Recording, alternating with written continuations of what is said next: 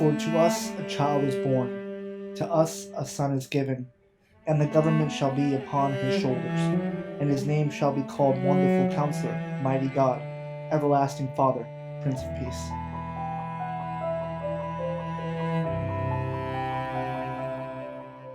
Hi everyone, and welcome to the Nativity of Jesus. Out of all the miracles that happen in the Bible, I believe that his birth is one of the most important miracles, one of the biggest miracles that happen in the Bible, and I believe it's important to talk about. Now, if you do a parallel analysis through the Gospels, you see that a lot of different parts of the story are told by different people, and I wonder why that is. So, the Gospels of Mark and John pretty much just speak about John the Baptist, then they go right into Jesus' ministry. But John the Baptist is so important to Jesus overall, and after his birth, because he kind of heralds Jesus' life.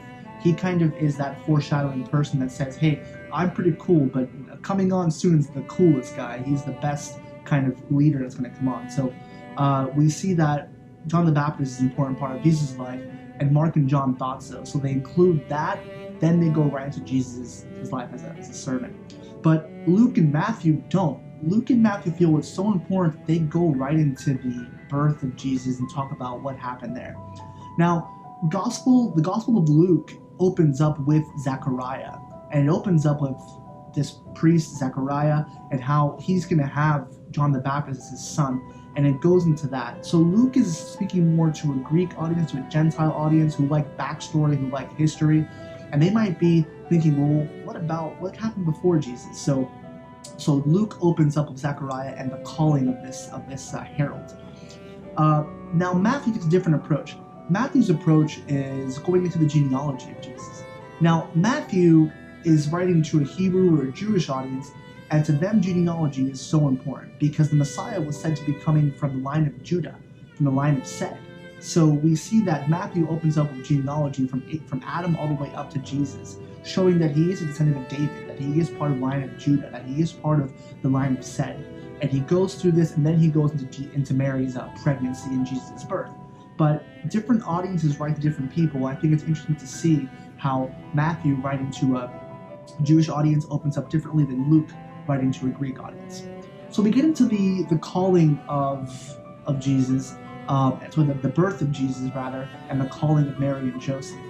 Now, interestingly, the calling of Mary happens different ways. So in Matthew, it's revealed to Joseph what's going to happen, whereas in Luke, it's revealed to Mary what's going to happen.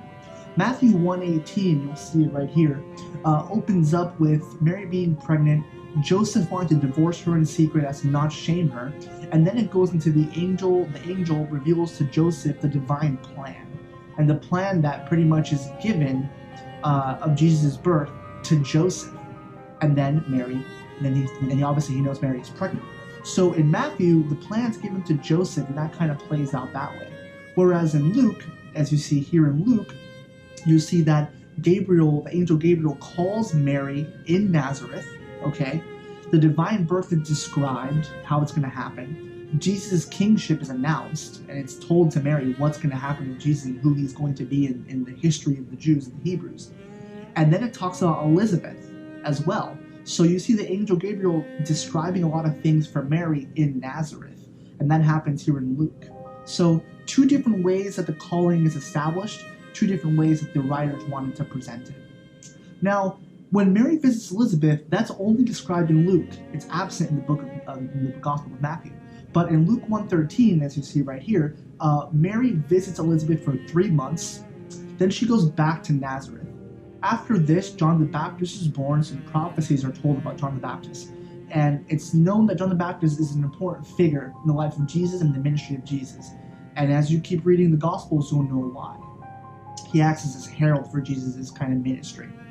Now, as this continues, Luke talks about how the journey begins, how in the time of the Romans, Caesar Augustus had ordered a census. And this census was to happen. Joseph and Mary had to travel, as Luke tells it, had to travel to Bethlehem, where apparently Joseph is from, and there is where they have Jesus. Now, there's no rooms available, and then it talks here that an angel goes out to the shepherds and tells them the divine happenings. This happens in Luke. Now, the shepherds. In Luke 2, so you see here, the angel goes to these shepherds and pretty much tells them the Son of God is going to be born, gives them a divine kind of saying, hey, the Son of God's being born. The shepherds want to come see Jesus, and they do come see Jesus. After this, they go and tell everyone in the area about the king being born, the king of the Jews being born. We'll come back to that. But the shepherds kind of spread the word a little bit. Now, after Jesus is born, it talks about in Luke that Jesus is to be consecrated. Luke 2:22. And pretty much Jesus here is taken to the temple. Simon gives a prophecy. This is a gentleman that would hang out on the temple, that was an elder. He gave a prophecy about Jesus. And Luke also describes how a lady named Anna, a prophetess there in the area, also gave a prophecy on Jesus. Now, in the book of Matthew, it talks about the calling to Joseph, them getting to Bethlehem, and then they have Jesus. And the very next thing Matthew talks about is the Magi. The Magi, again, are absent from Luke, but are present here in the Gospel of Matthew. They come from the east, these travelers, these Magi, and they come to King Herod, and they explain to King Herod, hey, we saw this star, the King of the Jews is to be born here in Bethlehem, what's going on with that? And then King Herod has no idea what's going on, so he sends people, and he kind of starts to plot, and at that point, they are dispatched from Herod's palace, and he goes, hey, go find him, but when you do, come back and let me know so I can also come and worship him as well. We know that's some sinister intentions. So in Matthew 2, it talks about how the Magi come to Jesus' area. They give Jesus, his parents, and Jesus the gifts that they give him, and they leave avoiding Herod because they also had kind of a shady suspicion that Herod might be wanting to kill Jesus. Now, here Matthew details, here in Matthew 2:13, how the escape to Egypt happens. Now, in the Gospel of Matthew, the family feels threatened that something might happen with King Herod. So the angel again comes to Joseph and tells Joseph to flee. And Joseph and his family then go to Egypt, Matthew 2:13. Now, they stay there until the family of King Herod dies. And so King Herod dies, and once King Herod is dead, then they go to Nazareth, where they will establish kind of their life in Nazareth. So that's what it talks about there in the book of Matthew. So a little bit different in the book of Luke, where they just go on.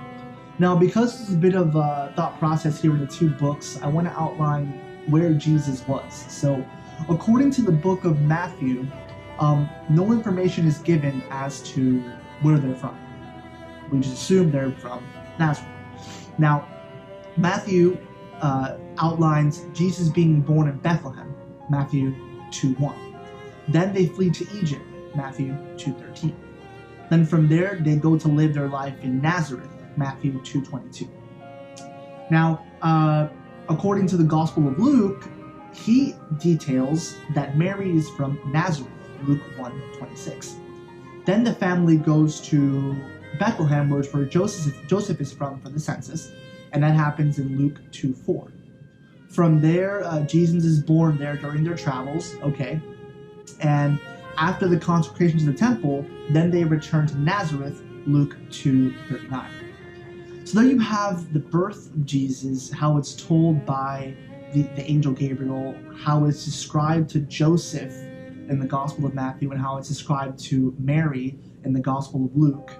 Now, it's important to understand that these two Gospels, even though they tell different parts of the story, you can still see the chronology of it all. It still matches up.